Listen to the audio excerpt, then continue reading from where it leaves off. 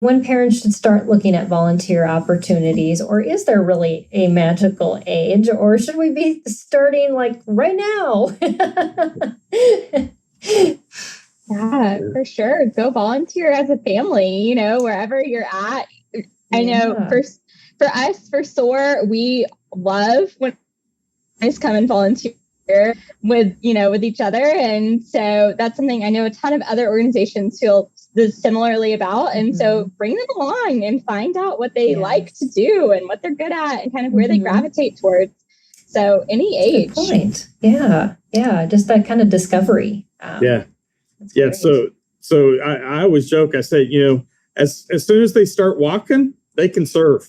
And just like Elizabeth said, serving as a family, first off, it's a wonderful thing to do because ultimately times we don't get to do a lot of positive things as a family when we've got a family with special needs. There's not a lot of things that we can do as a family. But guess what? Volunteering is one of those things you can do as a family, and it can be a rewarding experience. And sometimes, people will say, oh, but it's too hard. I'm going to be having to work too much on trying to make sure they stay on task. Who cares? And if let's say you're out picking up shrubs at someone's house, then that might be a project clean. If your child picks up one stick, it's a success. It worked. They did something.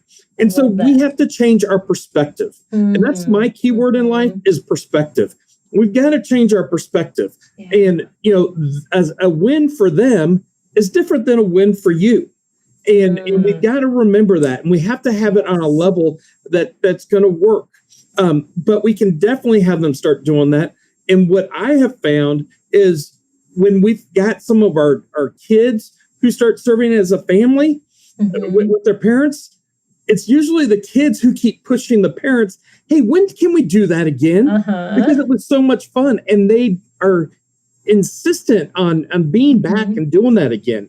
And they're usually the ones that drag the parents back. Right. It's not the parents trying to do it again.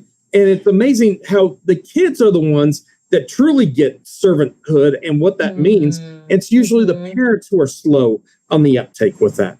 But then as far as serving on their own, I'd say probably teenage years is usually when they can start to be able to do service on their own. Now, the other thing I'd say, it's absolutely okay if they need to have a buddy who's with them to help them be able to volunteer and do their job. I've never had a problem with that. I'm more than happy to get someone to help them. It might mean that takes 2 volunteers for me to have 1 volunteer spot taken. Who cares? That's what it's supposed to be. And guess what? Here's another thing. Nowhere in the Bible does it say only those with an IQ over 70 are to go out and share the gospel. It says all. And so part of that is serving. So, God calls us to serve one another. That includes individuals with special needs. He didn't rule them out. There is no exception there. They're called to serve just as much. And so as parents, it's our job to teach that and give our children that love for serving and being a servant of the Lord. I think also whenever we're talking about individuals with disabilities, it also the conversation of severity comes in. And so that's something where we're always saying, we want everyone, no matter what your ability level is, to come and serve, and we can find something for you and we can help you, do that. And so that's something where you can't exclude anyone's ability level, even if it is praying for someone else, if it is painting a picture for them or drawing something or just an encouraging word. There's so many different ways that you can serve someone. And so I think it's trying to come up with what is this person able to do to be able to serve someone else. And that can sometimes be very creative.